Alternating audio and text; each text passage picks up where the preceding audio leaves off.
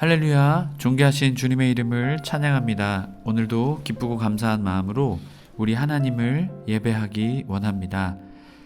2월 9일 목요일 아침 예배를 하나님께 올려드리겠습니다. 기도하겠습니다. 오늘도 우리와 함께 하시는 하나님 은혜에 감사를 드립니다. 주님의 긍휼이 없었다면, 주님의 사랑이 없었다면, 주님, 우리는 죽을 수밖에 없는 삶이었습니다. 하지만 주님의 긍휼로 우리를 자녀 삼아 주시고 십자가의 그 사랑을 베풀어 주시니 감사합니다. 주님, 그 사랑 늘 기억하며 나눌 수 있는 우리의 삶 되게 하여 주옵소서. 우리 주 예수 그리스도의 이름으로 기도드립니다. 아멘. 시편의 말씀으로 우리 주님을 찬양하기 원합니다. 시편 91편 11절 12절 말씀입니다. 우리 함께 합독하여 읽습니다. 그가 너를 위하여 그의 천사들을 명령하사 내 모든 길에서 너를 지키게 하심이라. 그들이 그들의 손으로 너를 붙들어 발이 돌에 부딪히지 아니하게 하리로다. 아멘. 오늘 우리에게 주시는 하나님의 말씀은 마태복음 9장 27절에서 38절까지 말씀입니다. 매일 성경 131페이지에 있습니다. 우리 함께 합독하여 읽습니다. 예수께서 거기서 떠나가실새 두 맹인이 따라오며 소리질러 이르되 다윗의 자손이여 우리를 불쌍히 여기소서 하더니 예수께서 집에 들어가심에 맹인들이 그에게 나아오거늘 예수께서 이르시되 내가 능히 이 일 할 줄 믿느냐 대답하되 주여 그러하오이다 하니 이 예수께서 그들의 눈을 만지시며 이르시되 너희 믿음대로 되라 하시니 그 눈들이 밝아진지라.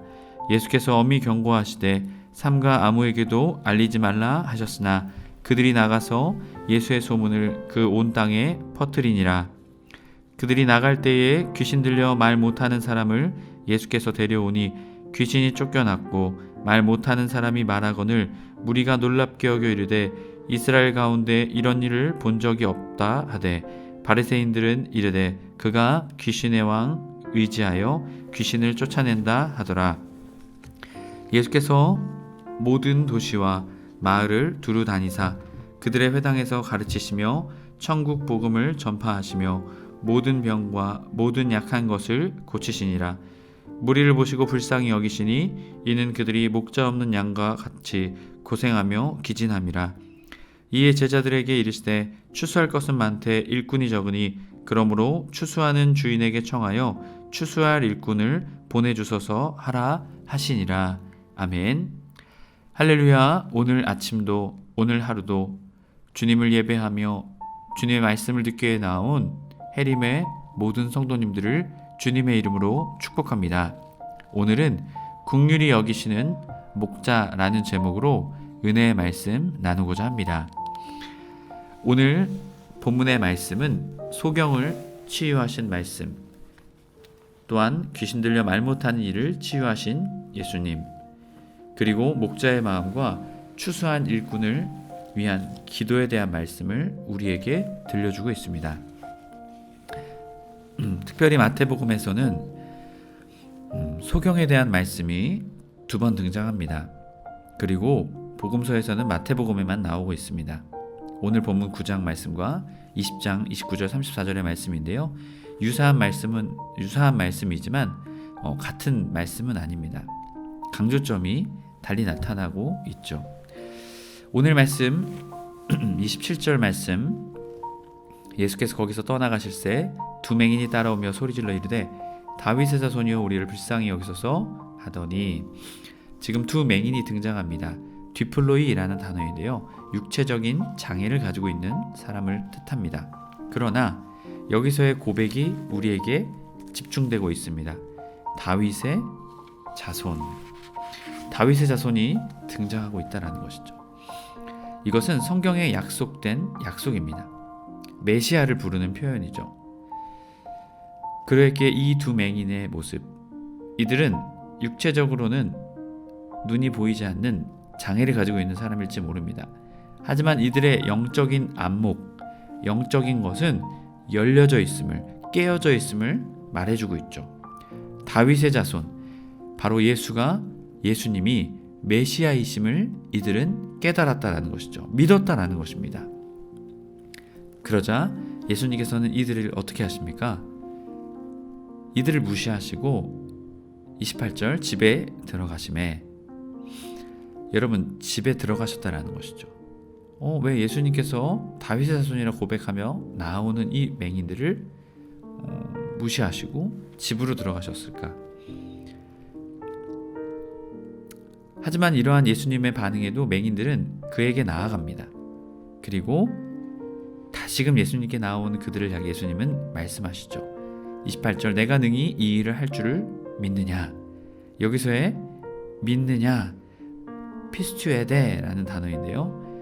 바로 소경의 믿음을 예수님께서는 점검하셨다는 거죠. 그들의 믿음을 보셨다는 것이죠. 그들을 고치지 않고 바로 집에 들어가셨던 이유는 바로 그들의 믿음을 보기 위함이셨습니다. 그랬기에 오늘 마태복음의 말씀은, 마태는 예수님께서 바로 그들의 질병을 치유 안 하심을 통해 그들의 믿음을 보셨다라는 것이죠. 여러분, 오늘 주님께서도 우리의 믿음 보기를 원하십니다. 때로는 우리의 기도의 응답이 더디되는 것 같고, 또한 우리의 삶에 여러 가지 어려움과 아픔들, 여러 힘듦들이 있을 수 있습니다. 여러분, 그 신앙의 어려움 가운데, 인생의 문제 가운데 때로는 주님께서 우리를 무시하는 것 같은, 우리를 보시지 않는 것 같은, 우리에게 응답하시지 않는 것 같은 상황이 우리에게 놓여질 때가 있습니다. 여러분, 그때는 우리는 믿음으로, 신앙적으로 우리는 집중해야 할 것입니다. 주님께서 나에게 믿음을 요구하시는 것이 아닌가? 주님께서 나의 믿음을 보기를 원하고 계시는구나. 여러분, 그때 우리의 반응은 어떻게 해야 할까요? 불평불만, 원망이 아니라 믿음으로 기다리며, 믿음으로 더욱더 주님께 나아가는 이 두 맹인과 같은 믿음의 사람이 되어야 될 줄 믿습니다. 해림의 모든 성도님들이 그러한 믿음의 사람 되시길 축복합니다. 바로 예수님께서는 다시금 그들에게 물으셨죠. 믿느냐? 그러자 그들이 대답합니다. 주여, 그러하오이다. 예수님께서는 말씀만 하셔도 되지만 그들의 눈을 만지셨습니다. 그리고 예수님께서는 너희들의 병이, 너희들의 아픔이 나았다라고 말씀하지 않으십니다. 어떻게 말씀하십니까? 너희 믿음대로 되라. 철저히 지금 예수님께서는 그들의 믿음에 집중하고 계십니다. 여기서의 믿음대로, 카타라는 단어인데요. 무엇에 부합하게, 바로 소경들이 눈을 떠줄 것을 확실히 믿고 있음을 우리에게 보여주고 있는 것이죠. 그저 그들의 눈이 30절에 밝아진지라. 에네우크 대신, 이것은 수동형으로서 그들의 눈이 그들 스스로 밝아진 것이 아니라 수동, 외부에서 어떠한 외적인 것에 의해서 그들의 눈이 밝아지게 되었음을, 바로 예수 그리스도의 놀라운 능력을 통해 그들의 눈이 밝아지게 되었음을 말하고 있습니다. 그리고 예수님께서는 그들에게 엄히 경고하십니다. 에바브리메데, 책망하다라는 의미가 있는데요. 왜 그들을 책망하시면서까지 강하게 이러한 일을 알리지 말라고 말씀하셨을까요? 이것은 예수님의 사역의 초점을 우리에게 말해주고 있습니다. 예수님의 사역의 초점은 예루살렘을 향한 십자가 사명이었습니다. 그것을 통해 하나님이 원하시는 메시아, 그리스도, 우리의 인류의 모든 죄악을 사하기 위한 그리스도, 메시아로 오신 것이죠. 하지만 당시의 사람들이 생각하는 메시아는 무엇입니까? 그리스도는 로마의 압제로부터 우리를 해방하고 다윗의 나라, 다윗과 같은 왕, 그러한 이 땅에서 세속적인 나라를 그들은 생각했습니다. 하지만 예수님의 메시아 사역, 그리스도의 사역은 그러한 사역이 아니었죠. 모든 온 인류의 죄악을 사하시고 모든 인류를 구원하기 위한 영원한 왕, 하나님 나라의 왕, 하나님 나라의 통치자의 그리스도의 사역을 보여주고 계십니다. 바로 그것에 집중하고 계셨기 때문에 그들에게 이것을 전파하지 말라고 하셨던 것이죠. 하지만 그들은 그것을 멈추지 못합니다. 왜 그렇습니까? 하나님 나라를 체험한 자, 하나님의 복음 전파를 경험한 자는 그 소식을 전하지 않을 수 없기 때문이라는 것이죠. 여러분, 결국 주님께서는 그들의 믿음을 보시고 그들의 믿음을 통해 그들의 눈을 뜨게 하십니다. 여러분, 이것은 우리에게 놀라운 믿음의 말씀입니다. 여러분, 믿음으로 나아가는 저와 여러분의 삶이 되길 주님의 이름으로 간절히 축복합니다. 매일 성경 130페이지 27, 28절 눈으로 보지 못하는 이는 불쌍히 여겨달라 외치며 예수님에게 나오자 내가 능히 이 일을 할 주냐 믿느냐 하고 그들의 믿음을 확인하십니다. 예수님은 언제나 믿음을 찾으십니다. 행함 없는 믿음만큼이나 믿음 없는 행함도 위험하기 때문입니다. 여러분, 믿음으로 주님께 반응하며 나아가는 저와 여러분의 삶이 되길 축복합니다. 이어지는 32절, 34절의 말씀은 귀신 들려 말 못하는 이를 치유하는 예수님의 모습을 보여주십니다. 앞선 말씀은 맹인이 질병으로 인해 맹인이 되었습니다. 하지만 32절, 34절의 말씀, 34절 말씀은 귀신 들려 말 못하게 되는 사람에 대한 이야기를 나옵니다. 그렇기 때문에 질병이 여러 가지 이유가 있다는 것이죠. 무조건 귀신 들려서 질병이 걸렸다는 것이 아닙니다. 여러분, 이것을 오해해서는 안 됩니다. 질병이 들린 여러 가지 이유가 있다는 것이죠. 그런데 특별히 귀신 들려서 말 못하게 되는 사람이 있게 되었다라는 것입니다. 32절 그들이 나갈 때 귀신 들려 말 못하는 사람을 예수께 데려오니, 여러분, 이것은 많은 이들을 주님께로 계속해서 데려왔다라는 것이죠. 여기서의 코포스라는 단어인데요, 벙어리, 귀머거리, 귀먹고 말 못하는 질병을 가지고 있었던 사람이었습니다. 그래서 이들을 예수님께 데려왔죠. 그만큼 이제 뒤에 나올 말씀도 있는데요, 36절이죠. 그들이 목자 없는 양과 같이 고생하며 기진함이라. 이러한 문제를 해결해 줄 수 있는 하나님의 사람이 그 당시에 없었다는 것, 그러한 믿음의 사람이 없었다는 것이죠.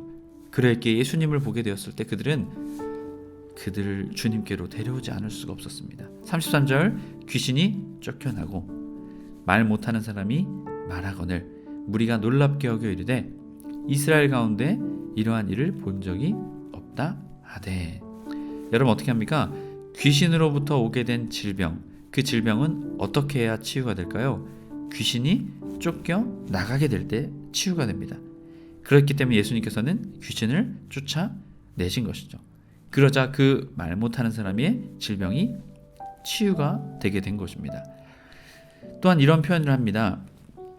이러한 일을 본 적이 없다. 자, 에파네라는 단어인데 본 적이 없다. 보여진 때가 없다. 하나님께서 예수 그리스도 이전에 이런 일을 행하신 적이 없다라는 것이죠. 자, 예수 그리스도의 행적, 바로 이러한 사건을 보고 두 무리가 나뉘어지게 됩니다. 34절 바리새인들은 이르되 그가 귀신의 왕을 의지하여 귀신을 쫓아낸다 하더라. 이 바리새인과 앞선 두 소경, 두 맹인, 그리고 무리, 전혀 다른 반응의 모습을 보여주게 됩니다. 여러분, 이것을 통해 우리는 믿음의 사실을 보고 우리의 마음, 우리의 시선, 우리의 뜻이 달라지는 반응이 나타날 수 있다는 것이죠. 믿음의 모습을 보고 그것을 믿음의 모습으로 보는 사람도 있지만 믿음의 모습이 아닌 모습으로 보는 사람도 있다는 것이죠. 여러분, 결국 믿음의 사건 또한도 믿음이 있어야 그것이 주님의 믿음의 역사인지를 보게 된다는 것이죠.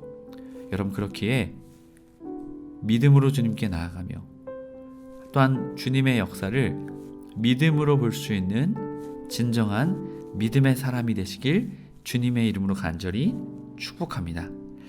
이어지는 35절부터 38절까지 말씀은 목자의 마음과 추수할 일꾼에 대한 기도에 대한 이야기입니다.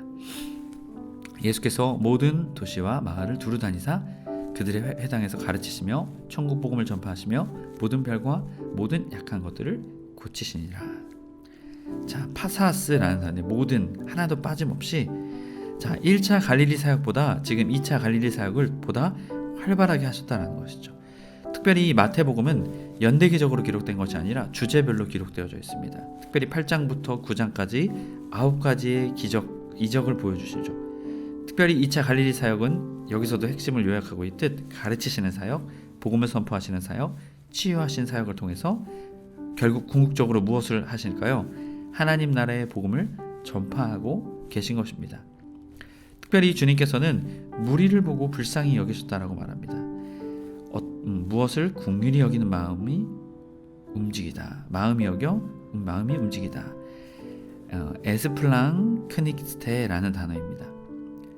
그들을 치근히 여기시는 것에서 멈추신 것이 아니라 마음이 움직이셔서 행동으로까지 이어지게 되었다라는 것이죠. 이것은 구약 성경에도 등장합니다. 스가랴 10장 2절, 민수기 27장 17절, 역대하 18장 16절, 열왕기상 22장 17절. 바로 백성들의 영적인 결핍으로 인해 바른 길로 인도할 목자가 없었다는 것이죠. 구심점이 없었다는 것입니다. 결국 이들을 위해 누가 오셨습니까? 예수 그리스도께서 오셨다라는 것이죠. 37절 지도자가 없다라고 말씀하시죠. 추수할 것은 많되 일꾼이 적으니. 자, 이것은 일꾼이 적다라는 의미도 있습니다. 또한 때가 되었다라는 것이죠. 추수할 때가 되었다라는 것입니다. 그렇게 예수님의 사역은 하나님 나라를 선포하실 뿐만이 아니라 제자들을 양육하셨습니다. 그리고 이 일꾼 38절을 보면요, 추수하는 주인에게 청하여 추수할 일꾼을 보내주소서 하더라. 자, 보내주소서는 에크발로인데요, 본인의 의사가 없이 강제적으로 축출되어서 보내게 된다는 것이죠. 하나님의 강권적 파송이 있어야만 추수할 일꾼을 파송하게 된다는 것이죠. 이것은 하나님께 주권, 하나님의 강권, 하나님의 바로 권리 아래, 하나님의 능력 아래 있다라는 것입니다. 여러분, 그렇기에 긍휼히 여기시는 주님의 마음을 알아 주님께 간구하며 나아가는 우리가 될 때 주님께서는 추수할 일꾼을 보내주실 것입니다. 그리고 하나님의 나라를 선포하며 또한 하나님의 놀라운 기적과 이적을 통해 하나님 나라의 회복, 하나님 나라에 들어갈 많은 이들을 구원케 하는 놀라운 일들을 베풀어 주실 것입니다. 여러분, 그 긍휼을 베푸시는 주님의 마음을 깨달아 오늘도 주님께 간구하며 또한 주님의 그 긍휼의 마음을 품고 나아가는 우리의 삶이 되길 주님의 이름으로 축복합니다. 기도하겠습니다. 오늘도 우리와 함께 하시는 주님, 그 주님의 은혜에 감사를 드립니다. 주님이 우리를 긍휼히 여기시지 않았다면 주님, 우리는 구원받을 수 없었습니다. 또한 주님의 자녀다운 삶 또한도 살 수 없었을 것입니다. 그 주님의 마음을 깨달아 그 긍휼을 받은 자로서 그 긍휼을 선포하며 전파하며 나아가는 우리의 삶이 되게 하여 주옵소서. 주님, 또한 무엇보다도 주님을 향한 믿음, 그 믿음을 가지고 나아가는 믿음의 사람 되게 하여 주옵소서. 우리 주 예수 그리스도의 이름으로 기도드립니다. 아멘. 주기도문으로 마치고 자유롭게 기도하겠습니다. 하늘에 계신 우리 아버지여, 이름이 거룩히 여김을 받으시오며 나라에 임하옵시며 뜻이 하늘에서 이룬 것 같이 땅에서도 이루어지이다. 오늘날 우리에게 일용할 양식을 주옵시고 우리가 우리에게 죄 지은 자를 사하여 준 것 같이 우리의 죄를 사하여 주옵시고 우리를 시험에 들게 하지 마옵시고 다만 악에서 구하옵소서. 나라와 권세와 영광이 아버지께 영원히 있사옵나이다. 아멘.